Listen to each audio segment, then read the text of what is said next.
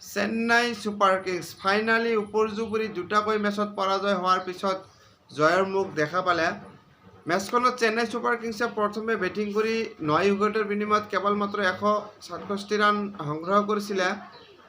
Slow পিটছ আছিলে, যাৰ কাৰণে চেন্নাই ছুপাৰ কিংছে বেছি ৰান সংগ্ৰহ কৰিব পৰা নাছিলে আৰু চেন্নাই ছুপাৰ কিংছৰ আগশাৰীৰ বেটাৰসকলে উপৰ্যুপৰি ব্যৰ্থ হৈ আছিলে। যদিও পিছলৈ ৰবীন্দ্ৰ জাদেজাই চেন্নাই ছুপাৰ কিংছৰ সম্পূৰ্ণ ইনিংছটো বিল্ড কৰিছিল। ৰবীন্দ্ৰ জাদেজাই মিডিল অৰ্ডাৰত আহি যি বেটিং কৰিছিল সেয়া প্ৰশংসনীয় আছিল আৰু জাদেজাৰ এই বেটিঙৰ ফলতেই চেন্নাই ছুপাৰ কিংছে সন্মানগত স্ক'ৰলৈ আহিব পাৰিছে।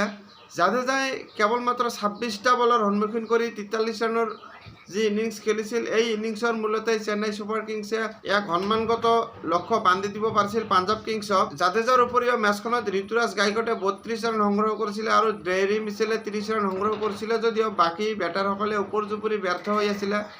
আজিংক্য ৰাহানে কেৱল মাত্ৰ 9 ৰান সংগ্ৰহ কৰিছিলে আৰু শিৱম ডুবেও যেন T20 ৱৰ্ল্ড কাপত নিজৰ নাম অহাৰে পৰা যেন উপৰ্যুপৰি ব্যৰ্থ হৈ আহি আছে আৰু উপৰ্যুপৰি দুটাকৈ মেচত গল্ডেন ডাকৰ সন্মুখীন হয়।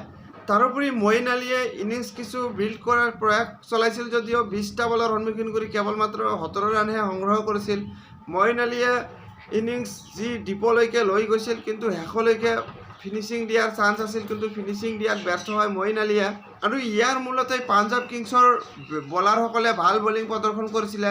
ৰাহুল চাহাৰে নিজৰ স্পেলত কেৱল মাত্ৰ 23 ৰান ব্যয় কৰি 3টা গুৰুত্বপূৰ্ণ উইকেট লৈছিল, যাৰ কাৰণে চেন্নাই ছুপাৰ কিংছে উপৰ্যুপৰি ব্ৰেক থ্ৰু পাই আছিল আৰু মেচত উঠি আহিব পৰা নাছিল। তাৰোপৰি ৰাহুল চাহাৰক হৰ্ষাল পেটেলেও ভাল সহযোগ আগবঢ়াইছিলে। হৰ্ষাল পেটেলে শেষলৈ আহি যি বলিং কৰিছিল সেয়াও প্ৰশংসনীয় আছিলে।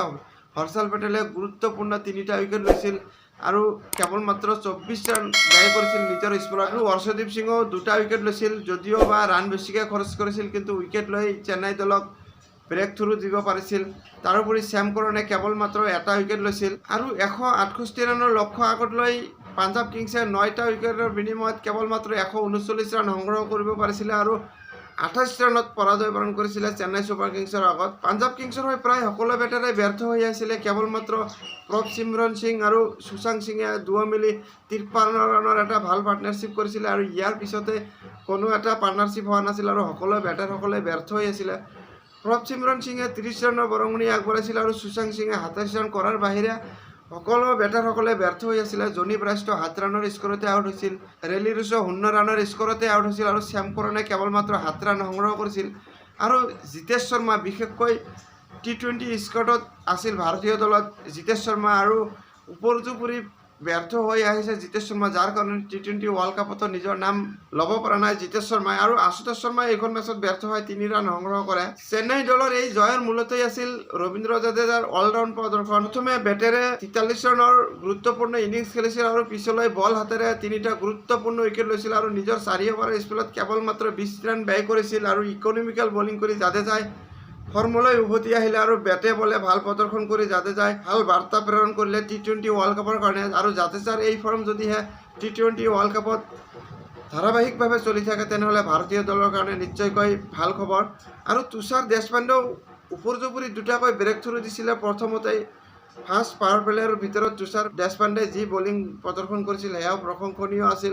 তাৰোপৰি মিচেল ছেটনাৰে পাৱাৰ প্লেত বলিঙত আহি ইকনমিকেল বলিং কৰিছিল আৰু 3 অভাৰৰ স্পেলত কেৱল মাত্ৰ 10 ৰান ব্যয় কৰিছিলে মিচেল ছেটনাৰে আৰু এটা গুৰুত্বপূৰ্ণ উইকেট লৈছিল। বিশেষকৈ চেন্নাই ছুপাৰ কিংছ দলত মুস্তাফিজুৰ ৰহমান আৰু মতিশা পাথিৰানাৰ অনুপস্থিতিত যি প্ৰদৰ্শন কৰিছে চেন্নাইৰ বলাৰসকলে সেয়াও প্ৰশংসনীয় আছিল। আৰু বেঞ্চ ষ্ট্ৰেংথক যি পৰীক্ষা কৰিছিলে চেন্নাই টিম মেনেজমেণ্টে আৰু বেঞ্চ ষ্ট্ৰেংথৰ প্লেয়াৰসকলে সম্পূৰ্ণৰূপে থিয় দি ভাল প্ৰদৰ্শন কৰি দেখুৱাই দিলে। আজিলৈ মেচ প্ৰিভিউ এয়াই আছিল। ভিডিঅ'খন চাই ভাল পালে লাইক আৰু ছাবস্ক্ৰাইব কৰিব। ধন্যবাদ।